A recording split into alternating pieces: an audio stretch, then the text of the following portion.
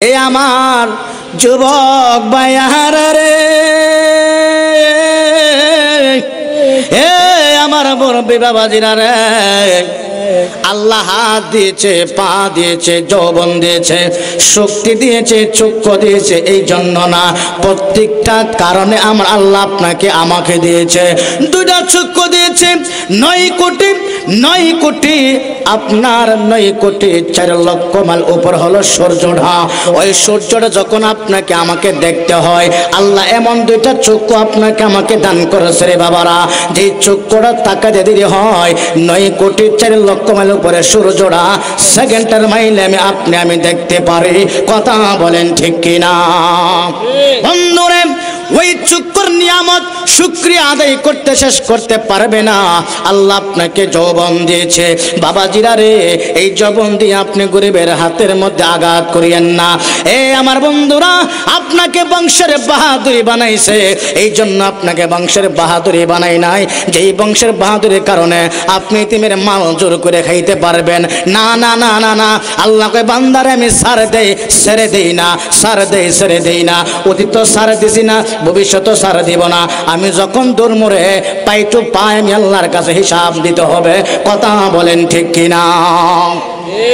মূসা কালিমুল্লাহ 1 নম্বর প্রশ্ন, ওগো আল্লাহ, 3 রাস্তার মোড়ে যে লোকটা বসে আছে তাকে কেন বানাইলেন? আল্লাহ কয় মূসা রে, এই জন্য আমি আল্লাহ তাকে বানাইলাম সর্বপ্রথম জাহান্নাম যখন উদ্বোধন করব, ওই প্রতিবন্ধীর ছেলেটার দিয়া আমি আল্লাহ জাহান্নাম উদ্বোধন করব।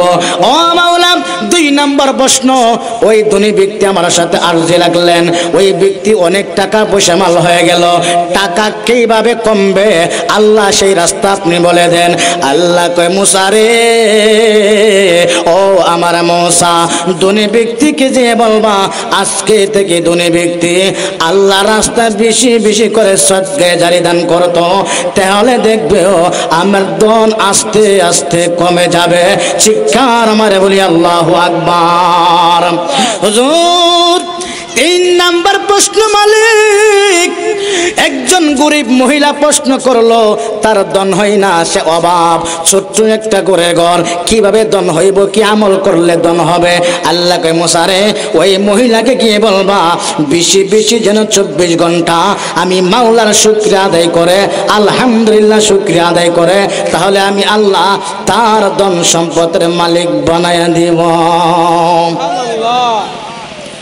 মূসা নবীর সাথে কইছিলে কথায় আল্লাহ, তোর পাহাড়ে নিয়া আর আমরার সামনে নে কইবা কথা গো, ও আমার আল্লাহ, আজকের মাহফিলে আসিয়া গো আল্লাহ, ও গো আল্লাহ, জাহালয় তোমার মনে।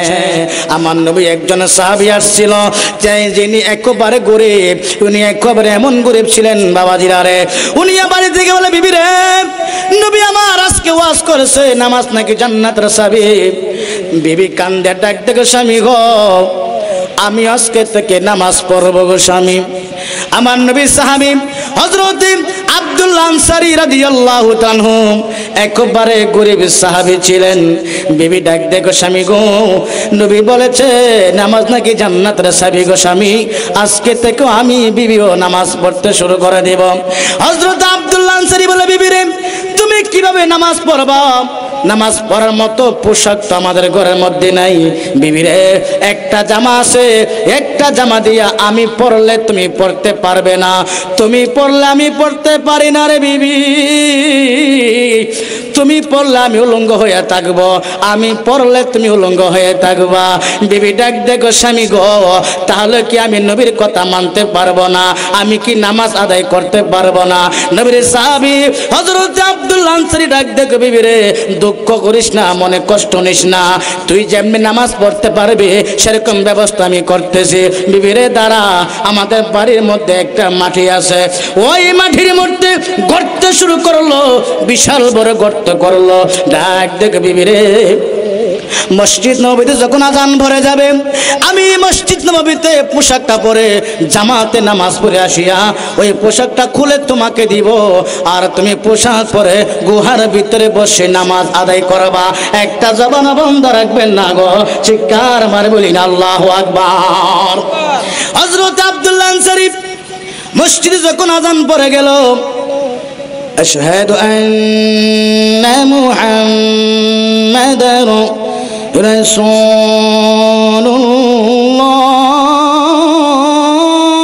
রাসূলুল্লাহ, আল্লাহু আকবার বলেন।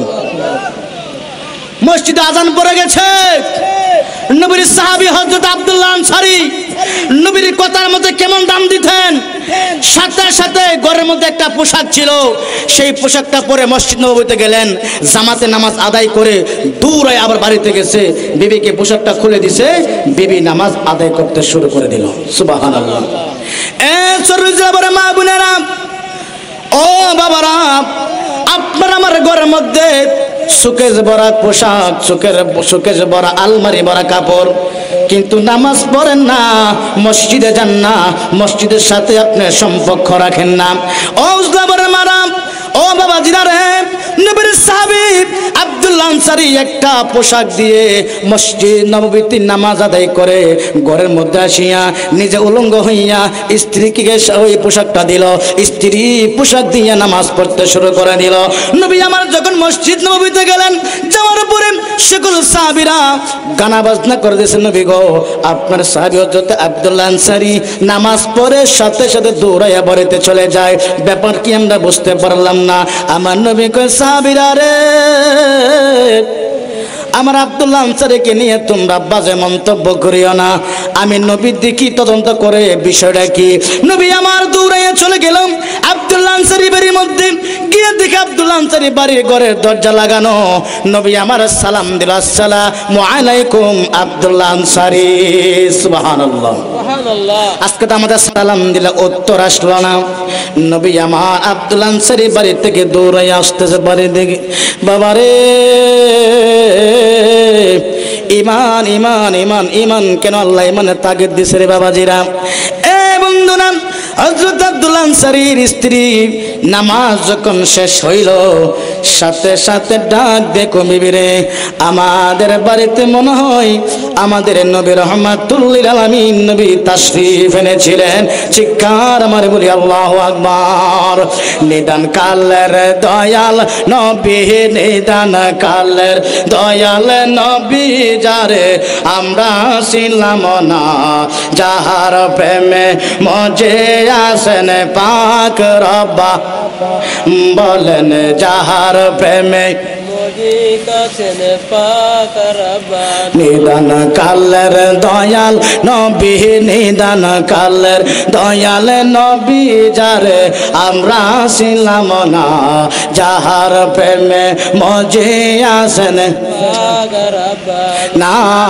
আমার নবীর সাহাবী হযরত আব্দুল্লাহ আনসারী স্ত্রী ডাক দিয়ে কয়, স্বামী গো, রাহমাতুল লিল আলামিন নবী বুঝি আমাদের বাড়ির মধ্যে তাশরীফ এনেছিলেন। নবী তিনবার সালাম দিছে, একবার সালাম উত্তর আপনি দিলেন না। ও স্বামী গো, আপনি আমার পোশাকটা খুলে নিয়ে নেন, নিয়ে পরে আমার নবীর কাছে দৌড়ায় চলে যান। চলে যা বলে মা বোনেরা, এ বাবাজিরা, নবীর সাহাবী আব্দুল্লাহ আনসারী একটা পোশাক দিয়ে উনি আগে নামাজ আদায় করলেন, এরপরে উনি উলঙ্গ হইয়া গর্তের মধ্যে বসে রইলেন। ওই পোশাক দিয়া আব্দুল্লাহ আনসারী স্ত্রী নামাজ আদায় করতেছে। চিৎকার মারে বলি না আল্লাহু আকবার। এবার নামাজ আদায় করার পরে ডাক দেখুন, ওগো স্বামী নেন, আপনি পোশাকটা নেন, পোশাকটা পরিয়া এবার আব্দুল্লাহ আনসারী দৌড়াইয়া চলে যাইতেছে আমার নবীর পিছে পিছে। তাদের এমন ঈমান ছিল গো, পিছন দিক দিয়া নবীকে ডাক দেওয়ার মতো সাহস তাদের নাই, যদি বিয়াদবি হয়ে যায় এই জন্য পিছন দিক দিয়ে আমার নবীকে সাহাবী ডাক দেই না। কৌশলে হযরত আব্দুল্লাহ আনসারী মাটির মধ্যে জোরে জোরে একটু লাফ দিতেছে, আওয়াজ পাই আমার নবী পিছনের দিকে তাকাইলো, তাকায় দেখে রে আমার নবীর সাহাবী হযরত আব্দুল্লাহ আনসারী দৌড়ায় আমার নবীর কাছে আসতেছে। চিৎকার মারে বলি না আল্লাহু আকবার। ইসলামের সত্য বাণী নিয়ে আমাদের পথ চলা। Hasan SD media. তিন রাস্তার মোড়ের মধ্যে একজন হাত নাই পা নাই, তিন রাস্তার মোড়ের মধ্যে মাটির মধ্যে শুয়ে শুয়ে কান্দে আর কয়, আল্লাহ তুমি কি আমাকে এমনিতেই বানাইছো নাকি কোনো কারণে বানাইছো? এই কথা বলে বৃষ্টিতে ভিজে রোদ্রে শুকায় এমন ব্যক্তি তিন রাস্তার মোড়ের মধ্যে বসে কাঁদে। তখন ওই রাস্তা দিয়ে আল্লাহর পয়গম্বর হযরতে মূসা কালিমুল্লাহ যাচ্ছেন তোর পাহাড়ে আমার আল্লাহর সাথে কথা বলার জন্য। এমন টাইমে ওই বেঙ্গুরা আতর লোলা ওই লোক ডাক দেখো, আল্লাহর পয়গম্বর মূসা আপনি কোথায় যাচ্ছেন? আমি যাচ্ছি আল্লাহর সাথে কথা বলার জন্য তোর পাহাড়ে। আমার একটা আরজি, ও আল্লাহর পয়গম্বর আমার একটা আরজি আল্লাহর দরবারে পেশ করবেন। মূসা কালিমুল্লাহ বলে, বাবা তোমার আরজিটা কি বলো? আমার আরজি এটাই, আপনি আল্লাহকে গিয়ে আমার পক্ষ থেকে আপনি আমার এই বক্তব্যটা পেশ করবেন যে আমাকে আল্লাহ যে আতর বানাইলো, হাত দিল না, পা দিল না, রাস্তার মধ্যে আমি বৃষ্টিতে ভিজি রৌদ্রতে শুকাই, কেউ দিলে খাই না দিলে উপবাস থাকি, 3 দিনে এক বেলা খাই, আল্লাহ আমাকে কেন বানাইছে? কোনো কারণে নাকি ও কারণে? আমি সেই উত্তরটা জানতে চাই। চিৎকার মারে বলে সুবহানাল্লাহ। হযরতে মূসা কালিমুল্লাহ আরেকটু সামনে গেলেন, আরেকজন ধনী ব্যক্তির সাথে দেখা হলো। ধনী ব্যক্তি ডাক দেখো, আল্লাহর পয়গম্বর মূসা আপনি কোথায় যাচ্ছেন? আমি তোর পাহাড়ে যাচ্ছি। আমার একটা আরজি, ও আল্লাহর পয়গম্বর আমার আরজি হলো আমার অনেক ধন সম্পদের মালিক আমার আল্লাহ আমাকে বানাইছেন, ওই ধন সম্পদ কিভাবে কমবো, কি করলে ধন সম্পদ আমার কাছে আস্তে আস্তে কমে যাবে? আমার আল্লাহর কাছ থেকে এই প্রশ্নটা আমি বললাম, এই উত্তরটা নিয়ে আসবেন। মূসা কালিমুল্লাহ ওই ধনী ব্যক্তি থেকে কথা বলে যখন সামনে গেল, গিয়া দেখে আরেকজন মহিলা একবারে গরিব, ছোট্ট একটা কোরের ঘর। ডাক দেখে আল্লাহর পয়গম্বর মূসা আপনি কোথায় যাচ্ছেন? আমি তোর পাহাড়ে যাচ্ছি আল্লাহর সাথে কথা বলার জন্য। হুজুর আমার একটা আরজি। কি আরজি? আমার টাকা পয়সা নাই, একবারে গরিব, আমি কি করলে ধনী হব আল্লাহর কাছ থেকে জানি আমাকে জানাবেন। চিৎকার মারে বলে সুবহানাল্লাহ। জানতে চাই কি চাই না? চাই কি চাই না? আসুন মহব্বত আরেকবার দূরে সরে পড়ে আল্লাহুম্মা সাল্লি আলা সাইয়্যিদিনা মুহাম্মাদ আল্লাহুম্মা সাইয়্যিদিনা মুহাম্মাদ নামি শাফিয়ানা মাওলানা মুহাম্মাদ নামি শাফিয়ানা মাওলানা মুহাম্মাদ। জগৎ পাগল কাবার জন্য, কাবা পাগল মাবুদে, জগৎ পাগল কাবার জন্য, কাবা পাগল মাবুদে। আইরে মাবুদ পাগল নবীজির জন্য, নবীজি পাগল উম্মতে আল্লাহুম্মা সাল্লি। জবান করে সবাই সাইয়্যিদিনা মুহাম্মাদ নাবিয়ানা শাফিয়ানা মাওলানা মুহাম্মদ। বাবাজিরা আসুন, এই যে আস্তে আস্তে মানুষ প্যান্ডেলে ভরতেছে, সবাই মাহফিলে এসে বসে যান। গভীর মনোযোগ, অন্তরে কানটা লাগান আমার বাবাজিরা, ও আমার সর ওজিলাবর আমার বাবাজিরা, পর্দা নিশির মা বোনেরা গো, গভীর মনোযোগ অন্তরে কানটা লাগে বসে যান। এ আমার যুবক ভাইরা, আল্লাহর পয়গম্বর হযরতে মূসা কালিমুল্লাহ তোর পার যাচ্ছেন আল্লাহর সাথে কথা বলার জন্য। তিন রাস্তার মোড়ের মধ্যে একজন আল্লাহর বান্দার সাথে দেখা হয়ে গেল। আল্লাহর পয়গম্বর তোর পার গেল আমার আল্লাহর সাথে কথা বলার জন্য। এমন টাইমে আরজি লাগলেন, আল্লাহ গো, আপনার একজন বান্দা যার হাত নাই পা নাই তিন রাস্তার মোড়ের মধ্যে বসে বসে কান্দে গো আল্লাহ। মালিক, আপনি খাওয়ালে খায় আর আপনি না খাওয়ালে খাইতে পারে নাই। 3 দিন যাবত উপবাস থাকে, বিনিময় একবার তার প্লেটের মধ্যে খাবার আসে। মাবুদ, ওই বান্দার আপনি আল্লাহর কাছে জানতে চাইলেন, আপনি কি তার এমনিতে দুনিয়াতে বানাইছেন নাকি তার পিছনে কোনো কারণ আছে? আল্লাহ কয়, রে মুসা, কারণ আছে রে, কারণ আছে। মুসা, কারণ কি জানোনি? ওই 3 রাস্তার মোড়ের মধ্যে যার হাত নাই পা নাই ওকে গিয়ে জানাই দিবা আমি আল্লাহ তাকে এই জন্য বানাইলাম। সর্বপ্রথম জাহান্নাম যখন আমি আল্লাহ উদ্বোধন করব, ওই 3 রাস্তার মোড়ের মধ্যে যিনি বসা আছে, যার হাত নাই পা নাই, একবারে প্রতিবন্ধী 3 রাস্তার মধ্যে বসে আছে, ওই ব্যক্তিকে দিয়ে সর্বপ্রথম আমি আল্লাহ জাহান্নামটা উদ্বোধন করব। একটা জবান বন্ধ রাখবেন না, চিৎকার মারে বলি আল্লাহু আকবার। এই আমার যুবক ভাইয়ারা রে, এ আমার মুরব্বি বাবাজিরা রে, আল্লাহ হাত দিয়েছে, পা দিয়েছে, যৌবন দিয়েছে, শক্তি দিয়েছে, চক্ষু দিয়েছে, এই জন্য না, প্রত্যেকটা কারণে আমার আল্লাহ আপনাকে আমাকে দিয়েছে। 2টা চক্ষু দিয়েছে, 9 কোটি আপনার 9 কোটি 4 লক্ষ মাইল উপর হলো সূর্যটা। ওই সূর্যটা যখন আপনাকে আমাকে দেখতে হয়, আল্লাহ এমন 2টা চক্ষু আপনাকে আমাকে দান করেছে রে বাবারা, যে চক্ষুটা তাকাতে দেরি হয় 9 কোটি 4 লক্ষ মাইল উপরে সূর্যটা সেকেন্ডের মাইলে আমি দেখতে পারি। কথা বলেন ঠিক কিনা বন্ধুরে? ওই চক্ষুর নিয়ামত শুকরিয়া আদায় করতে শেষ করতে পারবে না। আল্লাহ আপনাকে যৌবন দিয়েছে বাবাজিরা রে, এই যৌবন দিয়ে আপনি গরিবের হাতের মধ্যে আঘাত করিয়েন না। আমার বন্ধুরা, আপনাকে বংশের বাহাদুরি বানাইছে, এই জন্য আপনাকে বংশের বাহাদুরি বানাই নাই যেই বংশের বাহাদুরির কারণে আপনি ইতিমের মাল জোর করে খাইতে পারবেন না। না না না না, আল্লাহ কয় বান্দারে আমি ছেড়ে দেই না, ছেড়ে দেই না, অতীত ছাড় দিছি না, ভবিষ্যৎ ছাড় দিব না। আমি যখন দৌড় মোড়ে পাই টু পাই আমি আল্লাহর কাছে হিসাব দিতে হবে। কথা বলেন ঠিক কিনা? মূসা কালিমুল্লাহ 1 নম্বর প্রশ্ন, ওগো আল্লাহ, 3 রাস্তার মোড়ে যে লোকটা বসে আছে তাকে কেন বানাইলেন? আল্লাহ কয়, মুসা রে, এই জন্য আমি আল্লাহ তাকে বানাইলাম। সর্বপ্রথম জাহান্নাম যখন উদ্বোধন করব, ওই প্রতিবন্ধীর ছেলেটার দিয়া আমি আল্লাহ জাহান্নাম উদ্বোধন করব।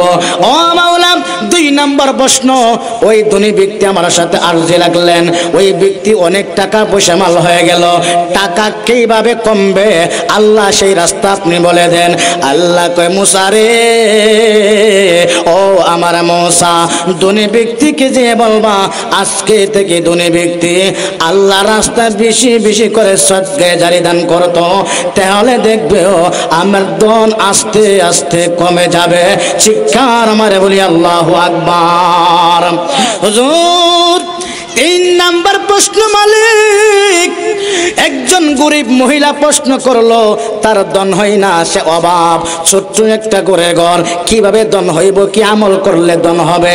আল্লাহ কয়, মুসা রে, ওই মহিলাকে গিয়ে বলবা বেশি বেশি যেন 24 ঘন্টা আমি মাওলার শুকরিয়া আদায় করে, আলহামদুলিল্লাহ শুকরিয়া আদায় করে, তাহলে আমি আল্লাহ তার ধন সম্পদের মালিক বানায়া দিব। মুসা নবীর সাথে কইছিলে কথায় আল্লাহ, তোর পাহাড়ে নিয়া আর আমরার সামনে নে কইবা কথা গো, ও আমার আল্লাহ, আজকের মাহফিলে আসিয়া গো আল্লাহ, ও গো আল্লাহ, জাহালয় তোমার মনে। আজকের মাহফিলে আল্লাহ আছে কি নাই? জুড়ে কোন আছে কি নাই? বিশ্বাস হয় কি হয় না? বন্ধুরে, 3টা প্রশ্ন নিয়ে আল্লাহর দরবার থেকে মূসা নবী রাস্তা দিয়ে আসতেছেন।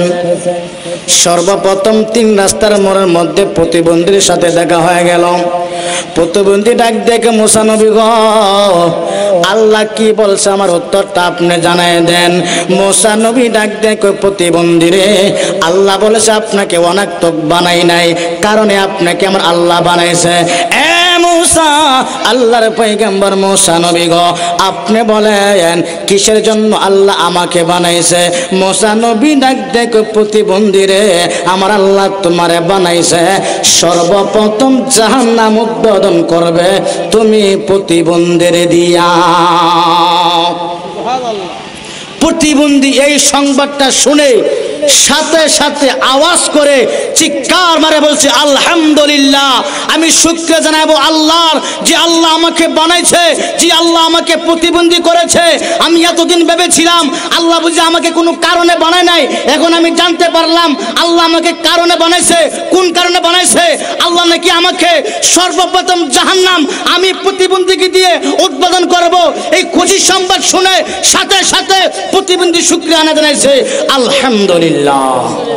মুসা নবীকে ডাক দিয়া বলতেছে আমার আল্লাহ, আল্লাহকে মুসা রে প্রতিবন্ধীকে আমি বলেছিলাম জাহান্নাম উদ্বোধন করব থাকে দিয়ে, সেই কথা শোনার পরেও আমি আল্লাহর শুকরিয়া আদায় করলো। শুনো মুসা, তাকে জানিয়ে দাও আমি এখন তাকে জাহান্নাম উদ্বোধন করব না, তাকে দিয়ে সর্বপ্রথম আমি আল্লাহ জান্নাত উদ্বোধন করব। সুবহানাল্লাহ। কিসের বিনিময়ে?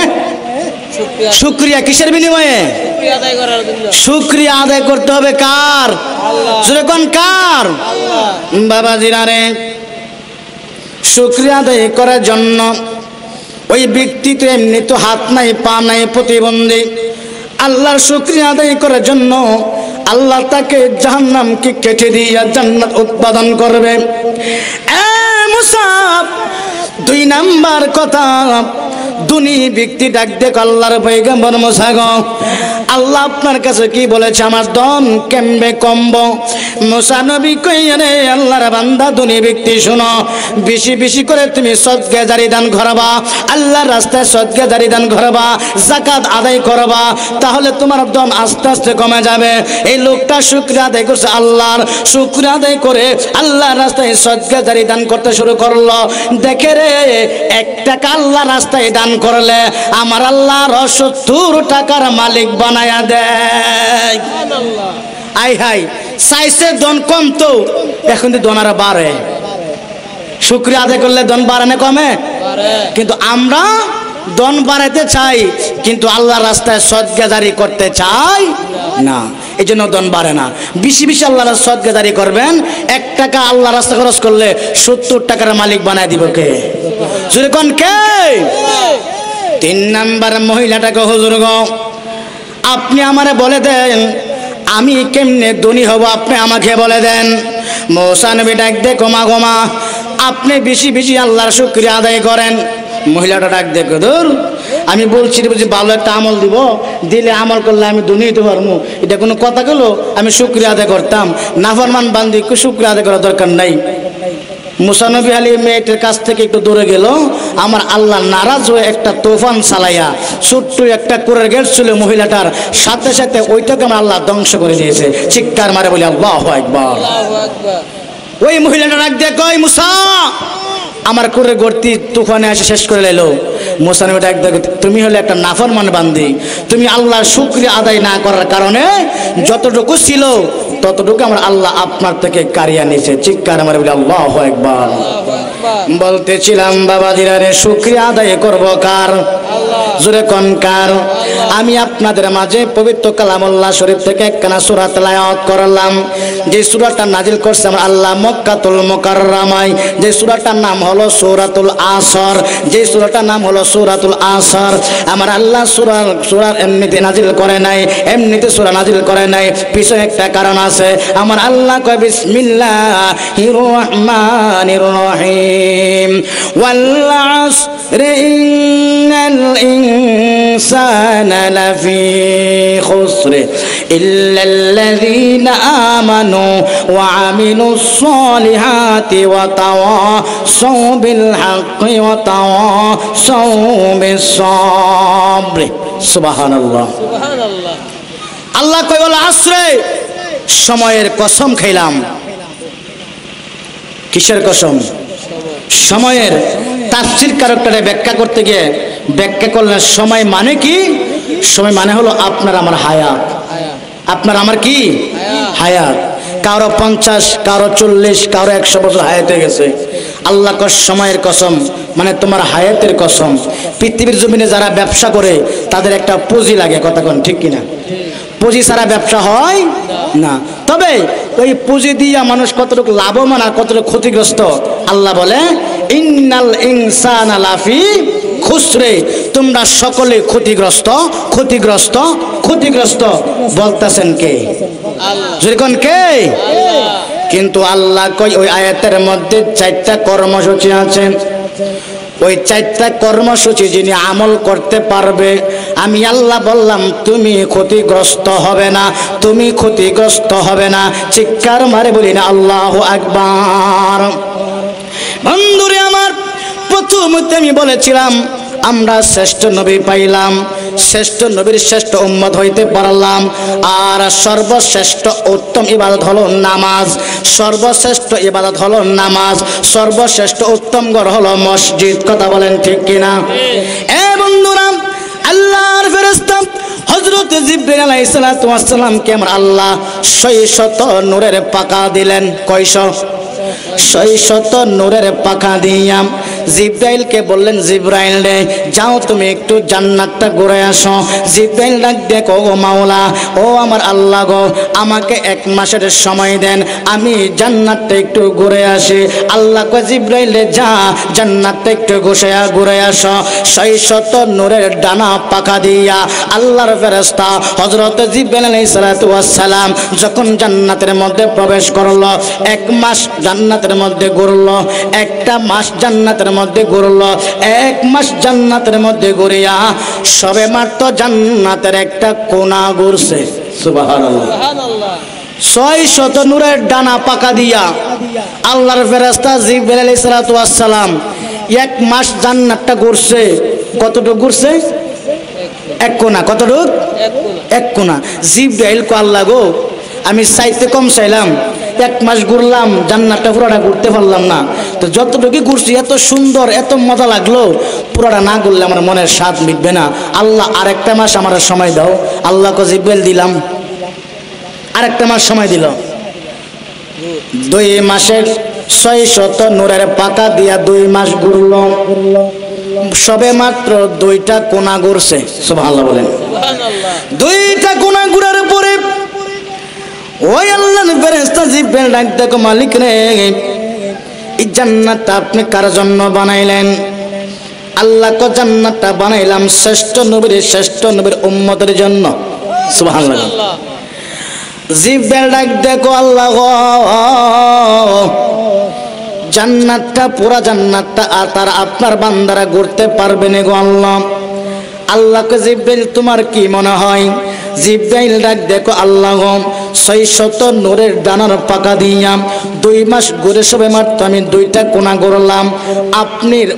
আপনার নবীর উম্মতেরা তারা কি সারাটা জান্নাত ঘুরতে পারবে নি? তারা কি সারাটা ঘোরার ক্ষমতা তাদের আসেনি? আল্লাহ কই, রে জিবরাইল, তাদের ক্ষমতা আছে কি নাই?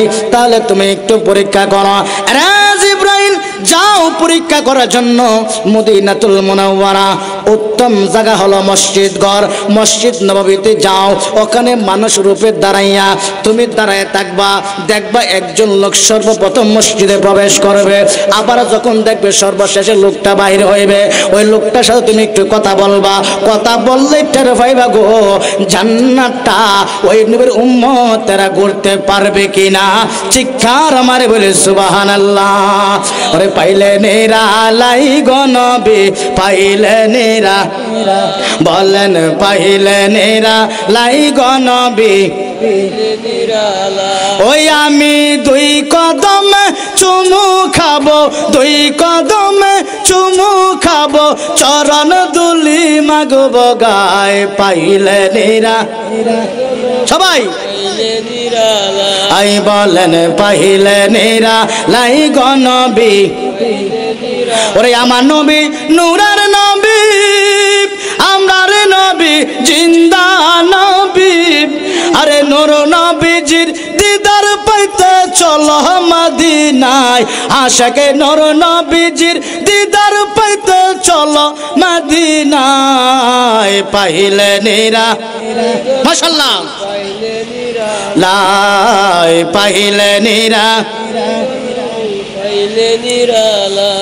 বাবাজিরা রে শ্রেষ্ঠ নবী পাইলাম শ্রেষ্ঠ নবীর উম্মত হইতে পারলাম শ্রেষ্ঠ ইবাদতের নাম কি নামাজ নাম কি নামাজ এখন আল্লাহর ফেরেশতা জিবরাইল আসছে কোথায় উত্তম ঘর মসজিদ কোথায় পৃথিবীতে উত্তম জায়গা হলো আল্লাহর ঘর মসজিদ আর নিকৃষ্ট জায়গা হলো বাজার কথা বলেন কি বাজার আর এখন তো আমরা বাজারের সময় দিই বেশি মসজিদে সময় কম দেই মসজিদের সামনে আড্ডা দেয় যখন আজান পড়ে যায় তখন দৌড়ায় চলে যায় এই জন্য ইহুদিরা ওরা আমাদেরকে নিয়ে হাসি ঠাট্টা করে কারণ ওরা বলেছে এরা তো নামে মুসলমান কামে মুসলমান না ফজরের নামাজ সময় দেখা যায় এদের মুসল্লি একজন বা দুইজন তিনজনের বেশি হতে পারে এই জন্য ইহুদিরা সুযোগ পাইছে ও মুসলমানরা আমি যে পবিত্র কালামুল্লাহ থেকে একটা সূরা নাযিল আপনার সামনে তেলাওয়াত করলাম আল্লাহ যে বলল ইন্নাল ইনসানা লাফিল খুসরে তোমরা ক্ষতিগ্রস্ত এরপর আল্লাহ বলল এই আয়াতের মধ্যে 4টা কর্মসূচি আছে এই 4টা কর্মসূচি তোমরা পালন করতে পারলে ক্ষতিগ্রস্ত হবে না নাম্বার 1 আল্লাহ বলে ইল্লাল্লাযীনা আমানু ঈমান আনো আমি আল্লাহর উপর ঈমান আনো আমি আল্লাহর উপর ঈমান আনো আমি আল্লাহর উপর যে নামাজ পড়ে তাদেরকে জিজ্ঞাসা করলে হুজুর আমি ঈমানদার যে নামাজ পড়ে না তাদেরকে বললো সে বলবো আমি ঈমানদার যে ঘুষ খায় সে বলবো আমি ঈমানদার যে জিনা করে সে আমি ঈমানদার যে মানুষের হক মেরে খায় সেও বলে ঈমানদার কথা বলেন ঠিক কিনা এজন্য আল্লাহ পবিত্র কালামুল্লাহ শরীফের মধ্যে 82 জায়গার মধ্যে আল্লাহ ঈমানদারকে ডাক দিলেন ইয়া আইয়ুহাল্লাযীনা আমানু হে ঈমানদারেরা ইল্লাল্লাযীনা আমানু ঈমান আনো আল্লাহর উপর ঈমান আনো আল্লাহর উপর কেমন ঈমান আনতে হবে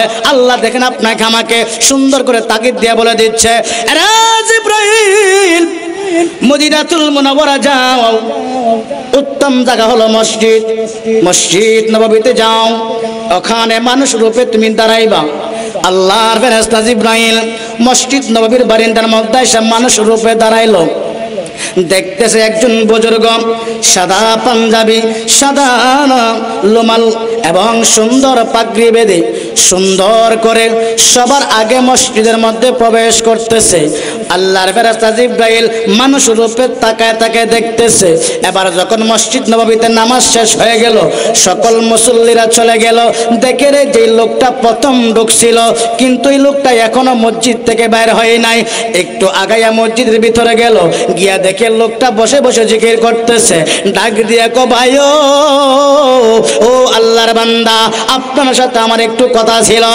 কি কথা আপনি একটু বাইরে আসেন এবার আল্লাহর বান্দা এবার যখন আপনার কি হলো এবার যখন মসজিদ নববী থেকে বাইরে আসলাম বন্ধুরে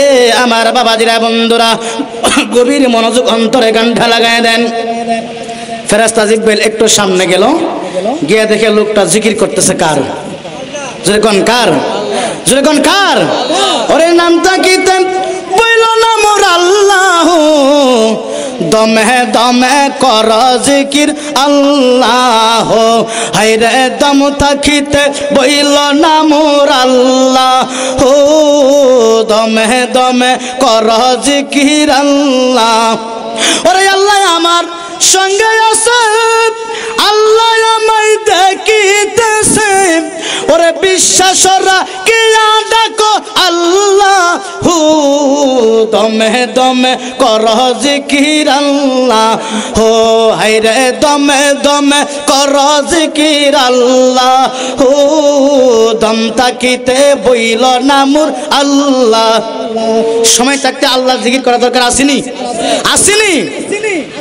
ফেরেশতা জিবরাইল বলতেছে লোকটা বাইরে না এখনো কিছুক্ষণ পর আস্তে আস্তে বাইরে আইতেছে হুজুর আপনার সাথে কথা জি আপনার নাম কি আমার নাম আবু বকর সিদ্দিক রাদিয়াল্লাহু তাআলা আনহু সুবহানাল্লাহ বলেন না তা আপনার নাম কি জিব্রাইল কো আল্লাহ কো এদি আমার নাম জিগায় আল্লাহ কো মাত্র শুরু হনে আমার নবীর উম্মতের পাওয়ার যে কতটুকু তুমি এখন আস্তে আস্তে টের পাবা যদি শ্রেষ্ঠ নবীর শ্রেষ্ঠ উম্মতের কাজ করতে পারো শ্রেষ্ঠ উত্তম জায়গাত মসজিদে যাইতে পারো আল্লাহর ইবাদত করতে পারো পরে হক না মারিয়া পরের সাথে জিনার কাজ না করিয়া সুদে জিন্দগি না কাটাইয়া উত্তম জায়গা মসজিদের মধ্যে সাজদা দিয়া যদি তুমি আল্লাহর কাছে ফরিয়াদ করতে পারো নিশ্চিত তুমি ওই শ্রেষ্ঠ নবীর শ্রেষ্ঠ উম্মত হতে পারবে কথা বলেন ঠিক কিনা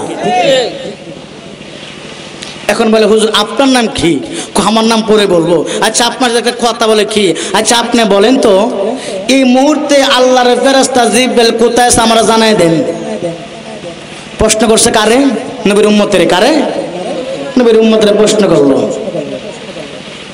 এখন আবু বকর সিদ্দিক রাদিয়াল্লাহু আনহু বলতেছেন ব্যাপার না জিব্রাইল কই আছে বা করতে কোনো ব্যাপার না করতে হলে সময় লাগবে কতটুকু বাইর করে দাও আল্লাহর ফেরেশতা জিব্রাইল বলতেছে ও আল্লাহর বান্দা সময় কতটুকু লাগবে 2 মাস আবু বকর সিদ্দিক করে না 2 মাস লাগতো না কত 1 মাস কয়েক মাসও লাগতো না কয়েক দিন আর করে না একদিন তো 24 ঘন্টা লাগতো না তে কতটুকু সময় লাগবো চোখের পলকে আমি বাহির করে দেব আল্লাহর ফেরেশতা জিব্রাইল কোন জায়গার মধ্যে আছে সুবহানাল্লাহ চিন্তা করছেন নি চোখের পলকে বাহির করবে জিব্রাইল কোন জায়গায় আছে এটা কোন নবীর উম্মত কোন তো আখির নবীর উম্মত কোন নবীর উম্মত আখির নবীর উম্মত তো আমরাও বললাম বাবারা তা আমরা কেন পারি না মানে কি আমাদের খাচ্ছতের মধ্যে দোষ আছে কথা বলেন ঠিক কিনা আমরা নামাজও পড়ি আবার দেখ না হাতে তুপ জ্বলিয়া বাইরে গিয়া দোকানে বলবো এই মকিটা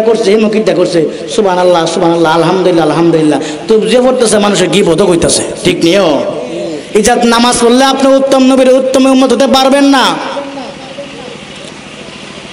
জিব্রাইল বলে সময় লাগবে কতটুকু চোখের পলকে আমি বাহির করে দেব জিব্রাইল কোন জায়গার মধ্যে আছে সুবহানাল্লাহ কইতেন না এবার আল্লাহর বান্দা নবীর উম্মত হযরত সিদ্দিক আকবর রাদিয়াল্লাহু তাআলা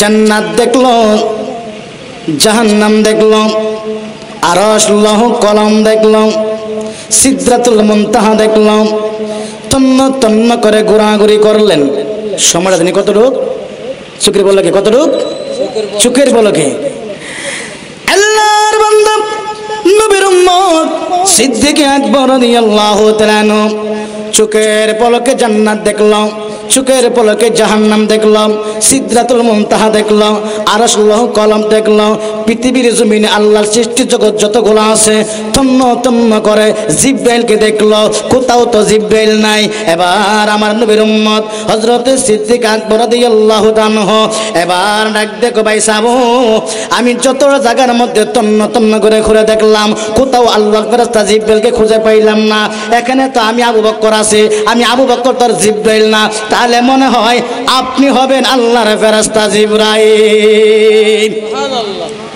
জিব্রাইল ডাক দেখো মাবুদ আপনার বান্দা যে আমার বাইরে করে লাইছে আমি 600 নূরের পাকা দিয়ে 2 মাস ঘুরলাম মাত্র 2টা কোনা ঘুরলাম আর আপনার শ্রেষ্ঠ নবীর শ্রেষ্ঠ উম্মত চোখের পলকে সকল কিছু তন্ন করে দেখে আমি জিব্রাইলকে বাহির করছে আল্লাহ কো জিব্রাইল বুঝ আমার নবীর উম্মতের পাওয়ার যে কতটুকু কথা বলেন ঠিক কিনা তবে পাওয়ারফুল আপনি হতে পারবেন উত্তম জায়গা হলো মসজিদের সাথে আপনার সম্পর্ক রাখেন কথা বলেন ঠিক কিনা বন্ধুরে আমার আল্লাহর পয়গম্বর আমার আপনার নবী কামলিওয়ালা দুজাহানকে বাদশা নবী রহমাতুল লিল আলামিন নবী মসজিদ নববীতে সকল সাহাবীদেরকে নিয়ে আলোচনা শুরু করলেন আমার নবী ওয়াজ করতেছেন সাহাবীরা রে আসসালাতু মিফতাহুল জান্নাহ নামাজ হলো জান্নাতের চাবি একটা জবান বন্ধ রাখবেন না চিৎকার মারে বলে সুবহানাল্লাহ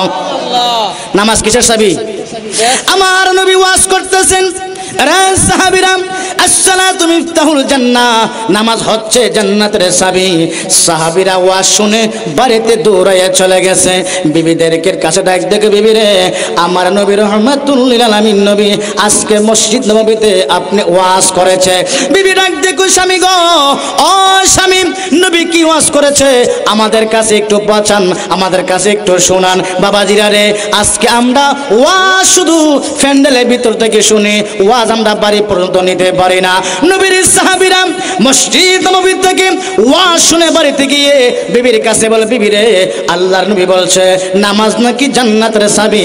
বিবি রে, নামাজ নাকি জান্নাতের চাবি। বিবিরা ডাক দেখো, স্বামী গো, তাহলে আমরা দেরি করি না, আসুন আমরা সবাই মিলে একসাথে নামাজ পড়তে শুরু করে দেয়। কারণ সাহাবীদের একটা ধরন ছিল, আমার নবীজির কামলিওয়ালা জবান মোবারক দিক দিয়া যে কথাটুকু বাইর হইতে তারা সাথে সাথে আমল করতে দেরি হইত না। চিৎকার আমার বলি আল্লাহু আকবার। আল্লাহ বলল, রে বান্দারা, ইল্লাল্লাযিনা আমানু, এ বান্দারা, ঈমানদাররা, আমি আল্লাহর প্রতি ঈমান আনো। কেমন ঈমান আনতে হবে দেখো, সাহাবীরা কেমন ঈমান আনেছে। আমার নবী একজন সাহাবী আসছিল, যিনি একেবারে গরিব, উনি একেবারে এমন গরিব ছিলেন বাবাজিরা রে। উনি বাড়ি থেকে বলে, বিবি রে, নবী আমার আজকে ওয়াজ করেছে নামাজ নাকি জান্নাতের চাবি। বিবি কান্দে ডাক দেখো, স্বামী গো, আমি আজকে থেকে নামাজ পড়ব গো স্বামী। আমার নবী সাহাবী হযরত আব্দুল্লাহ আনসারী রাদিয়াল্লাহু তাআলা একবারে গরিব সাহাবী ছিলেন। বিবি ডাক দেখো, স্বামী গো, নবী বলেছে নামাজ নাকি জান্নাতের চাবি গো স্বামী, আজকে থেকে আমি বিবিও নামাজ পড়তে শুরু করে দেব। হযরত আব্দুল্লাহ আনসারী বলে, বিবি রে, তুমি কিভাবে নামাজ পড়বা? নামাজ পড়ার মতো পোশাক তো আমাদের ঘরের মধ্যে নাই। বিবি রে, একটা জামা আছে, একটা জামা দিয়া আমি পড়লে তুমি পড়তে পারবে না, তুমি পড়লে আমি পড়তে পারি না রে বিবি। তুমি পড়লে আমি উলঙ্গ হয়ে থাকবো, আমি পড়লে তুমি উলঙ্গ হয়ে থাকবা। বিবি ডাক দেখো, স্বামী গো, তাহলে কি আমি নবীর কথা মানতে পারবো না? আমি কি নামাজ আদায় করতে পারবো না? নবীর সাহাবী হযরত আব্দুল্লাহ আনসারী ডাক দেখো, বিবি রে, দুঃখ করিস না, মনে কষ্ট নিস না, তুই যেমনি নামাজ পড়তে পারবি সেরকম ব্যবস্থা আমি করতেছি। বিবি রে, দাঁড়া, আমাদের বাড়ির মধ্যে একটা মাটি আছে, ওই মাটির মধ্যে গর্ত শুরু করলো, বিশাল বড় গর্ত করলো। ডাক দেখো, বিবি রে, মসজিদ নববীতে যখন আজান ভরে যাবে, আমি মসজিদ নববীতে পোশাকটা পরে জামাতে নামাজ পড়ে আসিয়া ওই পোশাকটা খুলে তোমাকে দিব, আর তুমি পোশাক পরে গুহার ভিতরে বসে নামাজ আদায় করবা। একটা জবান বন্ধ রাখবেন না গো, চিৎকার মারে বলি না আল্লাহু আকবার। হযরত আব্দুল্লাহ আনসারী মসজিদে যখন আজান পড়ে গেল, আশহাদু আন্না মুহাম্মাদার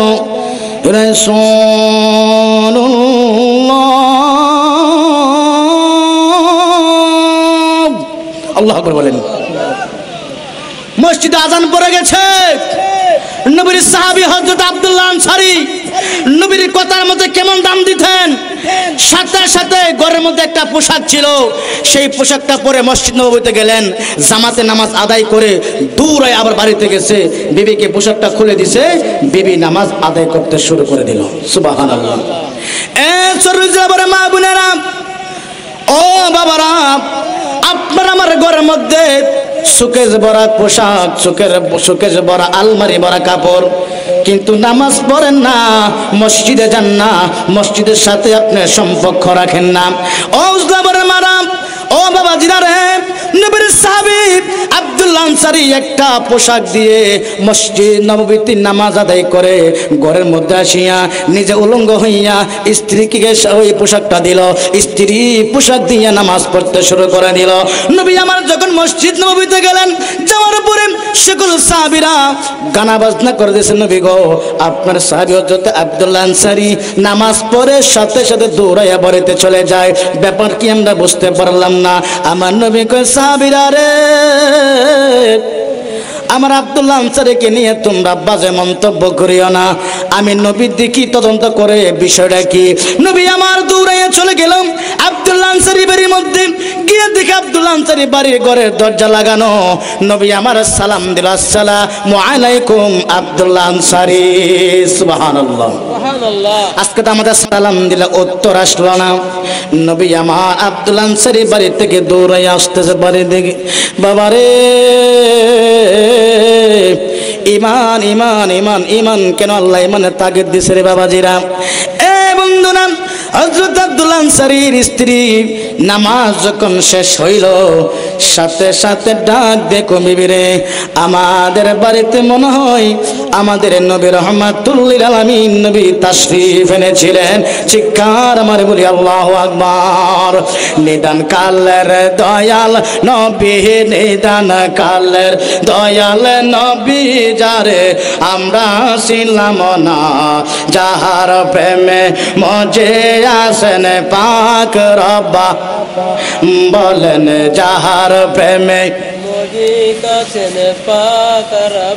নিদান কালের দয়াল নবী, নিদান কালের দয়াল নবী যারে আমরা ছিলাম না, যাহার প্রেমে মজে আসেন না, যাহার প্রেমে মজে আসেন। ইমানে কেন বললো জানেন? সাহাবীদের ইমান আমাদের ইমান অনেক পার্থক্য, কথা বলেন ঠিক কিনা? কারণ একদিন মাওলা আলী রাদিয়াল্লাহু আনহু স্বপ্ন দেখতেছেন যে একজন মহিলার, ওনার একটা খেজুর গাছ ছিল, সেই গাছের মধ্যে খেজুর ধরছে। প্রথম খেজুরগুলো আমার নবীর দরবারে আসিয়া বলে, ইয়া রাসূলুল্লাহ নবী গো, আমার কিছু খেজুর ধরছে, প্রথম গাছের প্রথম ফল আমি আপনার নবীর দরবারে হাদিয়া দিয়ে গেলাম। সুবহানাল্লাহ। হাদিয়া দেওয়া সুন্নত, নেওয়া সুন্নত। আজকে অনেক সময় কি বলে, হুজুর দোয়া করেন, বাবা হাদিয়া দিয়া কর না, সুন্নত আদায় হলো, হকও আদায় হলো, কথা বলেন ঠিক কিনা? এখন মাওলা আলী স্বপ্ন দেখতেছে। কি দেখতেছে? স্বপ্ন দেখতেছে একজন মহিলা খেজুর দিয়ে গেল নবীর দরবারে। নবী একটা একটা একটা একটা করে খেজুর বন্টন করলেন, মাওলা আলী কয়েকটা খেজুর দিলেন। মাওলা আলী স্বপ্ন দেখছে, একটা খেজুর খাইলেন। স্বপ্ন যখন ভেঙে গেল, দেখে মুখের মধ্যে খেজুরের চুইলা লাগিয়ে আছে। সুবহানাল্লাহ। আয় হায় রে, আমি কি গুরুস্থানের সামনে ওয়াজ করতেছি নাকি? সুবহানাল্লাহ। আপনার এলাকায় নাই? জোরে কন না আল্লাহু আকবার, জোরে কন না ইয়া রাসূলুল্লাহ, জোরে কন না ইয়া ওলি আল্লাহ। এখন মাওলা আলীর স্বপ্ন ভাঙার পরে দেখে মুখের মধ্যে খিজুরের চুলকা লেগে গেল। কি ব্যাপার? দৌড়ে চলে গেছে মসজিদ নববীতে নামাজ পড়বে। নামাজ পড়ার পরে এই যে স্বপ্ন দেখছিল, নামাজের পরে হযরত ওমর ফারুক রাদিয়াল্লাহু আনহু একটা একটা করে খেজুর বন্টন করতেছে। সুবহানাল্লাহ। সবাইকে একটা একটা খেজুর বন্টন করে দিল। মাওলা আলী রাদিয়াল্লাহু আনহুকে একটা খেজুর দিলেন। মাওলা আলী ডাক দেখে, ভাই ওমর, আমার আরেকটা খেজুর দাও না। আলী, গতকালকে রাত্রে আমার নবী তোমার দিছে একটা খেজুর, আমিও দিলাম একটা খেজুর। সুবহানাল্লাহ। আরে জোরে কর না সুবহানাল্লাহ। মাওলা আলী ডাক দেখে, ওমর, স্বপ্ন দেখলাম আমি, ব্যাখ্যা দিলা তুমি, মানে কি? এ বন্ধুরা, ইমান ইমান কেন বলে রে? আল্লাহ 82 জায়গার মধ্যে কেন ইমানের তাগিদ দিল জানেননি? আমাদের স্বভাব কিন্তু ভালো নয়। আমরা যদি একটু রাষ্ট্রের প্রধান হইতে পারি, নেতা হইতে পারি, ঘুষ ছাড়া বিচার করি না। 5000 টাকা গরিব ব্যক্তি দিলে আর 10,000 টাকা ধনী ব্যক্তি দিলে রায়টা কিন্তু ধনীর পক্ষে চলে যায়, আর গরিব লোক কানতে কানতে বাড়িতে চলে যায়। কিন্তু এটা বিচার নয়। আল্লাহ কয়, বান্দারে, তোমাকে মাত্র সর উজিলা বরেন নেতা বানাইছি, কিন্তু দুজাহানের বাদশা নেতা হলো আমার আপনার নবী রহমাতুল লিল আলামিন।